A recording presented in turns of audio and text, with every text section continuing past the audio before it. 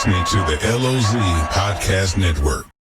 Hello, everyone. Welcome back to the LOZ Podcast Network. My name's Ken Lawler. I'm the host and the developer of the LOZ app. And on the LOZ app Podcast Network, you can now watch us in the app, or you can listen to us on KRMS radio on Saturdays from 10 to 11 a.m. We call it the Simulcast. Even though it's not a true simulcast, we're going to call it that anyway. But today we've got Tony Herman, who, I'm turning the tables on you, Tony. Normally, you're interviewing me on the air, and today I get to turn the tables and interview you. It is a little different for us, brother. Well, if I can say humbly, I hope it goes as well as it does the other way. Listen, I'm learning from the professional here. I understand who the adult in the room is. So, but I thought, we're going to do a series with Tony as we go through. We're on KRMS on Saturdays from 10 to 11 a.m. We're in the LOZ app with the video version. And one thing that I always enjoy doing with you, Tony, is talking about kind of local current events, what's going on around the lake. You've got your finger on the pulse of all that, and I think getting into some of those subjects is going to be fun. Ken, I think you're exactly right. One of the things that we are continuing, it's not new news, but the reality is the battle for the tourism dollar is so strong right now, so competing, not only here at Lake of the Ozarks, not only in the state of Missouri, but across our country. And I think our lake is looking at an opportunity to go to the next level, go to a different level. And how we do that, of course, we know we're looking at casinos coming to Lake of the Ozarks, continuing to add tourism-based business here at the lake. I'll tell you what, there are so many things that are happening right now. You've got, like you said, casinos that are getting ready to come into the lake. You've got the big amusement park that's coming over. You've got Bass Pro coming in to the old location at the mall. I got a question for you. How are we going to get workers for all these places? I mean, we already have a problem in the summer filling positions that we have. How are we going to do that? There is a significant number of jobs that I think will come to Lake of the Ozarks. I think many of those are going to be good jobs, especially when you take a look at the casino industry. One of the story I'm always reminded of is we're getting to the stage right now where if a waterfront restaurant, a business on the strip comes in, I do think it's getting to the point right now where it doesn't increase the customers. It basically takes away from each other's when it comes to workers. Mm-hmm. So we're going to need a new base of workers that comes in here. I think that is the multi-million-dollar question, my friend. And some of these are full-time, year-round jobs coming in. I mean, when you're talking about casinos, or you're talking about hotels, or you're talking about Bass Pro, they don't close down. This is not a seasonal opportunity. They're open year-round. They're big companies that are providing healthcare in some cases. They're providing, 401k. I mean, there's a lot of, which is all great things. I mean, it's a huge positive for the lake area. But some of these guys that compete for those types of, jobs that need the people to fill seasonal 6-month seasonal stuff, it's going to be really tough on them. I believe the number one thing is going to be pay.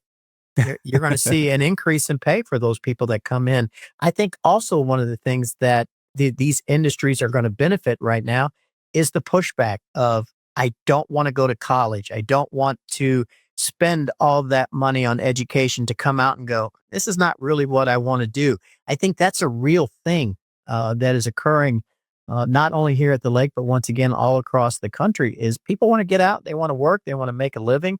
One of the things that COVID taught us was our lives matter. Our personal lives matter. And they want some fulfillment. They want to have a job that pays them the money and the flexibility to do what they want to do in life.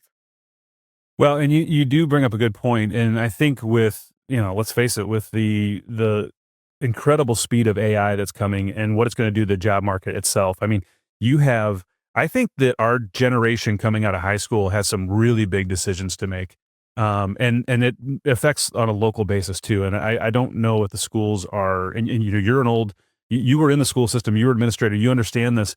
What are we going to tell these kids coming out of high school? What's the best move they can make? Is it going to a 4-year college to get a degree in liberal arts? Or is it to go to a really good company, get trained buy the company to do a job that you know you're going to enjoy and start making money right away. There's a lot of choices these kids have that we didn't really have to think about. I think flexibility is the number one word that is what you want to teach kids coming up in this generation, because the world is going to look different, and it's looking a lot different. And somebody's going to say, "Oh yeah, well we had that back in the '50s."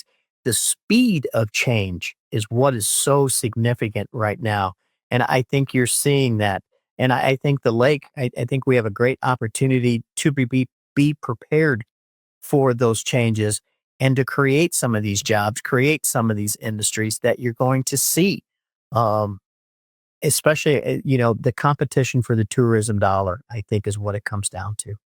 Well, you're in a unique position because you also are in real estate at the lake, and so you understand how this affects real estate. So, you've got additional people coming into the market. I don't know. Let's say it's 500 high-paying jobs that are going to come into the market. That's 500 people that are going to be looking for places to live year-round at the lake. They may not be on the water. They may look second tier. They may look inward, but you've got a real estate impact that is going to affect people who are looking for second homes. It's going to drive the cost up for all the real estate at the lake, I think.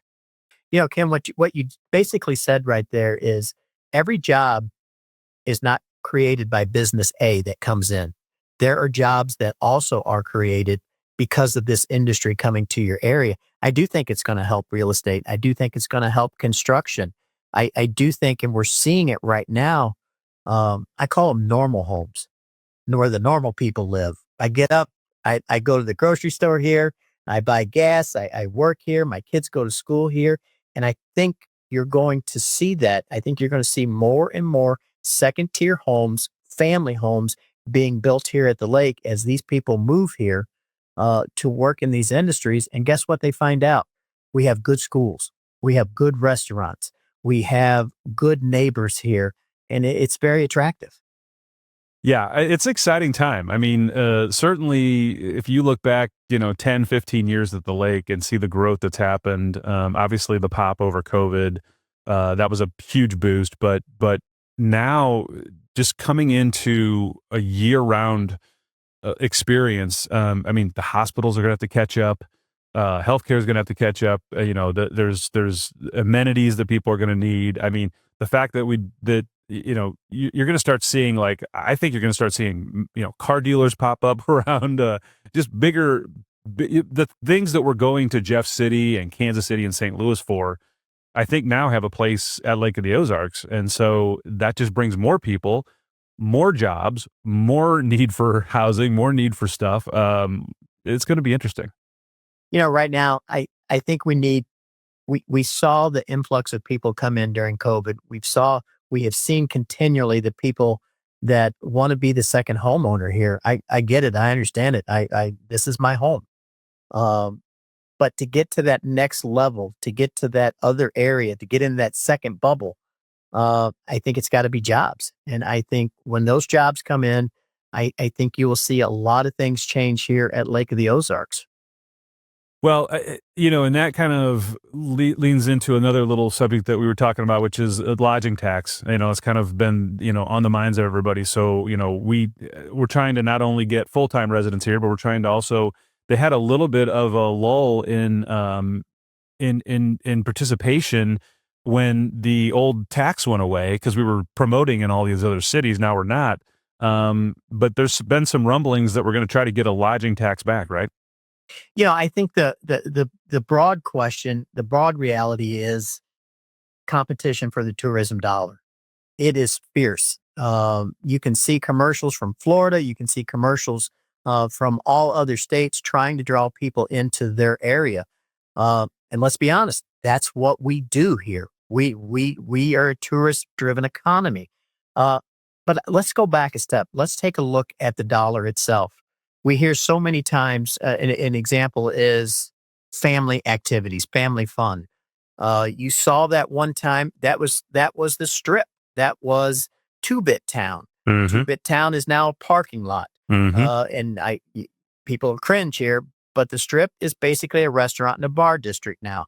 We're not going to see family activities go back there, but there is a place right now for that dollar, for that industry here. And I think we're seeing that through the Oasis. I think we're going to see it through a lot of other things as we go back after that family dollar. Yeah, and that, what I don't think people don't understand is that, they look at taxes like that and they say, well, do we want more taxes? Do we want to, this tax or the taxes that are being proposed are for people who are coming in on vacations, not for locals.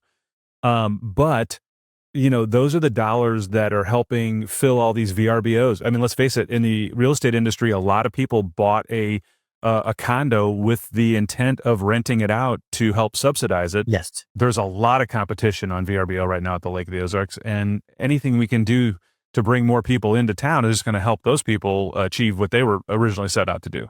One of the first questions I ask you when you call and say, I'd like to look at a condo is, what do you plan to do with it? Do you plan to rent when you're not there? And so that market is out there. Great info, Tony. I love having you on. We're going to have you back a lot because I love getting into these local issues. You really have your finger on the pulse of what's going on. I'm so glad to have you on the LOZ Podcast Network after being on your show. And it's exciting to me. I can't wait to do it. We love our collaboration with KRMS. And so we are so happy to have you. Thank you for joining us today. And we look forward to having you back. Absolutely. Always great to talk with you and what you do at the LOZ app. That truly is where people go for their information. I couldn't have said it better myself, guys. He just did a commercial for us at the end. Isn't that great? I mean, he is a true professional. Love you, Tone. All right, guys, we will be back right after these messages.